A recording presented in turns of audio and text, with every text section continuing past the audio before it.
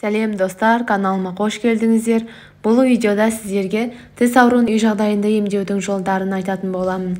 Видеоны соңына дейін көріп, каналыма жазылуды ұмытпаңыздар. Тіс ауруын қалай тез жоюға болады? Мүмкіндігінше тезірек тіс дәрігеріне барыңыз. Бірақ тіс дәрігеріне баруға мүмкіндігіңіз болмаса, ауырсынуды уақытша жеңілдету үшін халықтық емдеу құралдары көмекке келеді. Мұндай жағдайға төтеп беру өте қиын. Сондықтан проблемалық тістің жағдайын кем дегенде біраз уақытқа жеңілдететін бірнеше әдістер бар. Тіс ауруға арналған халықтық емі.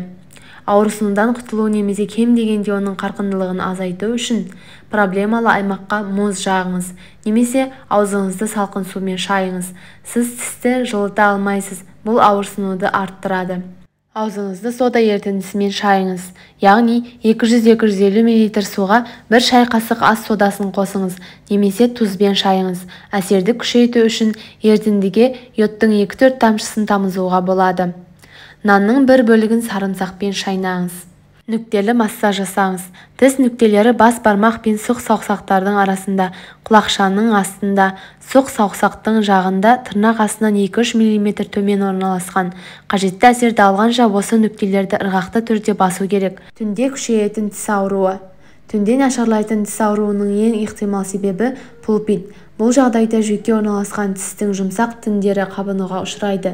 Кетопрофен немесе дексакетопрофен негізіндегі стероидті емес қабынуға қарсы препараттар ауырсынуды уақытша жеңілдетуге көмектеседі.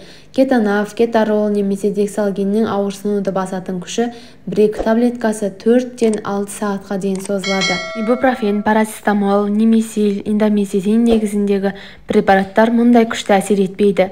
Ескерте кететін жайт, бұл препараттар ауырсынуды басады және қабынуды іштей жеңілдетеді. Дегенмен тек тіс дәрігері оны толығымен емдей алады. Ауырмаңыздар, ем болсын достар. Видеоны соңына дейін көргендеріңізге рахмет. Видео пайдалы болған болса, каналыма жазылып пікір қалдыруды ұмытпаңыздар. Келесі видеода кездескенше.